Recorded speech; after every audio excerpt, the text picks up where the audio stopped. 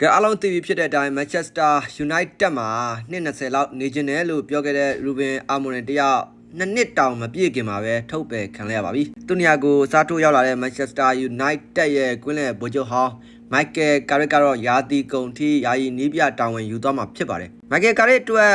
ဝါအစီးပြေသလိုပြိုကွဲနေတဲ့ Manchester United ကိုတစားစီကောက်ဆက်ပြီးတော့ဥရောပဝင်ခွင့်တနေရာအတွက်တိုက်ပွဲဝင်ဖို့ကစိန်ခေါ်မှုတွေရှိနေပါတယ်။လိပ်ဖလား FA ဖလားတွေကနေစောစီစီထွက်လိုက်ရတဲ့ပြင်ဥရောပဖလားပြိုင်ပွဲလဲ Manchester United ကမပါဝင်တာကြောင့်လက်ကျန်ဘောလုံးရာသီမှာ Manchester United ကစားရမယ့်ပွဲကအတော်လေးနည်းသွားပါပြီ။ Premier League ခီးရှီဟာပွဲပေါင်း20ထိကစားပြီးသွားပြီဖြစ်လို့ Manchester United ကစားရမယ့် Premier Leagueပွဲစဉ်က18ပွဲပဲကျန်ပါတော့တယ်။အာယုံဆိုင်ဆရာဆိုလို့ Premier League ပဲရှိတော့တဲ့အပြင်အမှတ်ပေးဖလားယူဖို့မဟုတ်ပဲ Champions League ဝင်ခွင့်တနေရာရဖို့ဖြစ်တာကြောင့် Michael Carrick ဒီယူမှန်းချက်ကိုဖြည့်ဆည်းပေးနိုင်မလားဆိုတာစိတ်ဝင်စားကြကောင်းပါတယ်။ Michael Carrick ရဲ့ခီးကတော့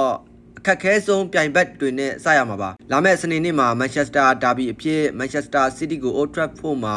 အခမ်းကစားရမှာဖြစ်ပါတယ်။ Manchester City က Premier League Champion ဆုအတွက် Arsenal ကိုရှောက်မှတ်အကွာကနေ PR ပေးနေတဲ့အသင်းပါ Premier League နောက်ဆုံး3ပွဲဆက်နိုင်ပွဲပျောက်ထားတဲ့ Manchester City ဟာ Manchester Derby မှာအနိုင်ရလက်ကိုပဲဦးတည်လာမယ်ဆိုတာထင်ရှားပါတယ်။ခြေစွမ်းရောစိတ်သက်ပါအဆိုးဆုံးအခြေအနေကိုရောက်နေတဲ့ Manchester United ကတော့နီးပြသစ် Michael Carrick လက်ထက်မှာပထမဆုံးပွဲဖြစ်တဲ့ Manchester Derby ကိုဘယ်လောက်ထိတုံ့ပြန်ဒုက္ခပေးနိုင်မလဲစိတ်ဝင်စားဖို့ကောင်းပါတယ်။တစ်ချိန်က Manchester United ရဲ့ဆူညံတဲ့အိမ်နီးချင်းလေးဖြစ် Ferguson ကိုယ်တိုင်သမုတ်ခဲ့တဲ့ Manchester City ဟာနေပြ Ferguson အနားယူပြီးနောက်ပိုင်းပြီးခဲ့တဲ့ဆယ်စုနှစ်အတွင်း Manchester United ထက်ပိုကောင်းတဲ့အသင်းပိုပြီးတော့အောင်မြင်တဲ့အသင်းဖြစ်ရပ်တည်နေတာကတော့ညင်းလို့မရပါဘူး။နောက်ဆုံးထိပ်တိုက်တွေ့ဆုံမှု10ကြိမ်မှာတော့ Manchester City က9ကြိမ်နိုင်ပြီး Man U က3ကြိမ်နိုင်ထားပါတယ်။2ကြိမ်ကတော့တည်ကြထားပါတယ်။ Old Trafford မှာ Manchester City ကို Man U မနိုင်တာ3နှစ်ရှိသွားပါပြီ။နောက်ဆုံးနိုင်ခဲ့တုန်းက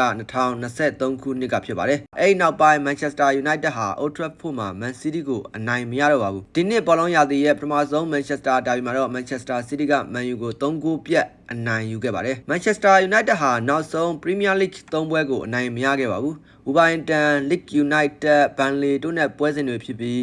ဒီအသင်းတွေကို Manchester United ဟာအနိုင်ရခဲ့သင့်ပေမဲ့ရမှတ်တွေဆုံးရှုံးခဲ့တာကြောင့်တော်လေးနစ်နာခဲ့ရတယ်လို့ပြောရမှာပါ။ Manchester City က